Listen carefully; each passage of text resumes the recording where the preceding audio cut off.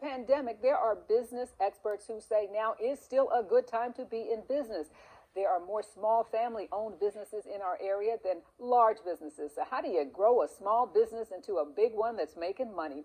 To the rescue comes small business for small business owners. It's Tracey Mosley of the Urban League of Columbus. Thank you so much for joining us. Hello, how are you doing, Dee?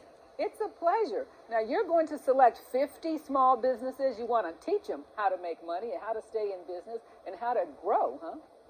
Absolutely. You know, we're excited to kick this program off this week right here in Columbus through some very generous funding from the Truist Bank. We are able to offer a entrepreneurship training. We are opening up our entrepreneurship center at the Urban League of Greater Columbus, and we're excited about what we have to offer. It's going to be training. It's going to get them in depth into how do I either start my business, or the other track is how do I grow my business. So we want to grow businesses. We want to have our business owners have employers. And they need you because business owners have some common mistakes. What are they when you're out there looking at why it might be slow for them? Well, you know, financing.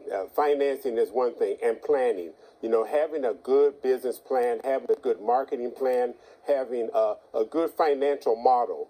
You know, one of our training segments is training folks on QuickBooks. You know, instead of, Cash App is not a qualified accounting system, but QuickBooks is. So we want to make sure that the money's right, the money's tight, and that we have helped them open up avenues to get more funding. Okay. Tell us about who is qualified. You're looking at 50, and we learned earlier that there are over 1,000 Black-owned businesses in Columbus. So how are you going to whittle that down to 50? Yeah, there's 1,093 right here in Columbus, and while we wish to serve them all, and we do plan to serve more, but right now we can only serve 50, but we want to just look at people with that heart and the desire. I always call it that twinkle in the eye. If they have that passion for growing, that passion for really keeping their business afloat and to grow their business and to grow a sustainable model, those are the folks that we want to work with initially.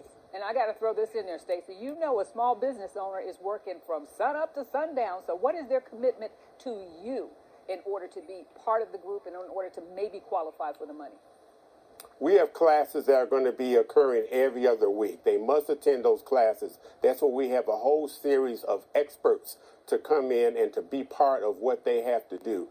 But, you know, we also want to make sure that we get them embedded, they have that desire, and we're going to line them up with a coach, an accountability partner, so to speak, so that that coach can work with them on a weekly basis for their success.